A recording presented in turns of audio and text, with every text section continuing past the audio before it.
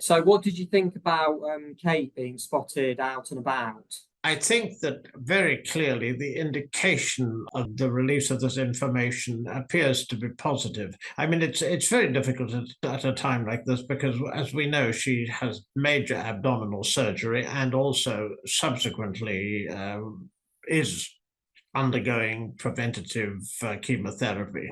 So it's a difficult time, but obviously this is an indication which is favorable, and also that we, as we know very, very well, there's been a tremendous amount of support since her video message in March, and also the large number of cards and so forth. That is charming, and that is something that was being expected.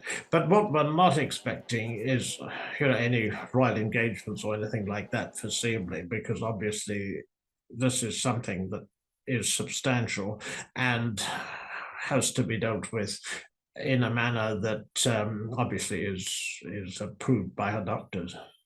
We never know with illness how it develops, and also one of the problems, and I mean, clearly this is something happily that King Charles seems to have overcome, at least for the time being, where he's being seen out and he's undertaking quite a few royal engagements. It is very difficult, especially for royal planners. The diaries are filled quite a long period in advance. So how do you know exactly how well somebody's going to be at that time? I mean, the answer is that you don't. I mean, I think everyone is obviously hoping that it won't be too long before she will be undertaking royal engagements.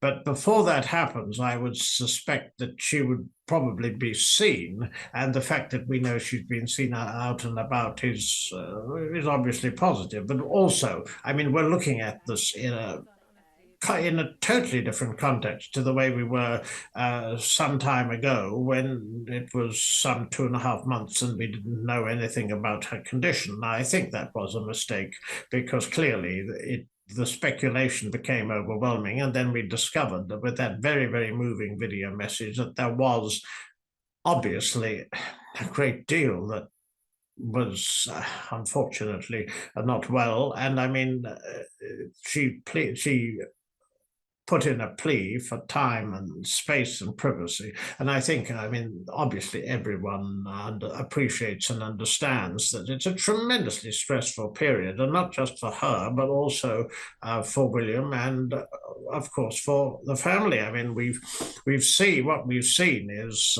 firstly, the King's Award of Royal Companion of Honour, which is limited to 65, and it's for services to the nation, and that is a sign, obviously, of royal for the King's personal support. Then we've had photographs at Charlotte and Louis's birthdays, which she's taken, and also there has been a report for the Centre of Early Childhood, and this, of course, is her life's work, and we know that she is behind this and very, very clearly would have been involved in aspects of it. But very clearly also, as you notice, no one is being specific. We have no idea precisely what the situation is. Obviously, given the fact that she had major abdominal surgery in January, we're not looking for anything specific. But the indications of this, obviously, one accepts as being favourable, because that's what we hope, and that's what Kensington Palace obviously intended by releasing this. This is an unprecedented situation. I mean, you've had not only the King and the Princess of Wales in the same hospital at the same time, but also, of course, both of them afflicted in different ways, I presume, by cancer, and it's unprecedented. I think that we would have expected a massive mail that was supportive, because for me, Catherine's message, the video message in March, was, I think, the most moving and probably the most open such message ever given by a public figure in Britain on a health topic, which is very sensitive, because obviously we don't know the details as we don't with the King, but there's no question about it that obviously, again, this was worldwide news, and it had happened, unfortunately, after a lengthy period where we hadn't seen her, and also we didn't know what the situation was. And then there was, this was this business of the edited photograph, which was very unfortunate because there's an exhibition at the King's Gallery in Buckingham Palace at the moment, a century of royal photography, where it makes it absolutely clear that royal portraits were very often touched up over the period. Annie Leibovitz had computer-generated backgrounds. Cecil Beaton created a backdrop for the Queen Elizabeth when she was crowned, and so forth. And I mean, this was a very unfortunate episode, but it's interesting and it's instructive to learn that touching up photographs is nothing new, and historically it has happened a lot.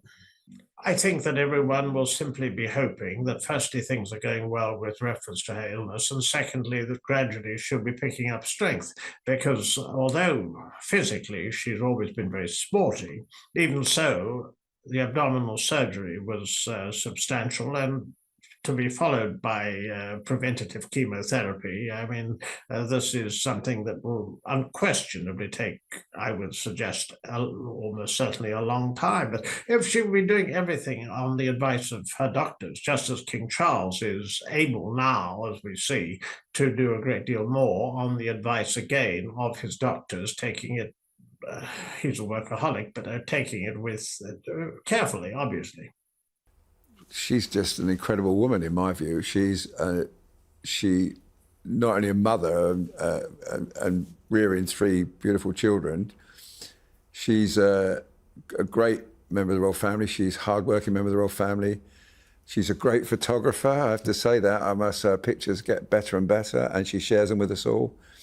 And she's just a huge star in the royal family. I mean, there's no secret that she is the biggest star of them all, and you know, and she's obviously recovering, and she'll, when the doctors say you can get back and go out there and engage with the public again. I mean, the thing is they can't engage with the public because of infection, you know, that's the problem. So it's not like she wouldn't want to, it's just she's ordered not to. And so look, you know, the King, we had to wait patiently for the King, and he made his return and he's back working back to normal, and let's just see, it won't be long before I think we'll see Catherine again. But, you know, this 6-week break now will be good for her, I think.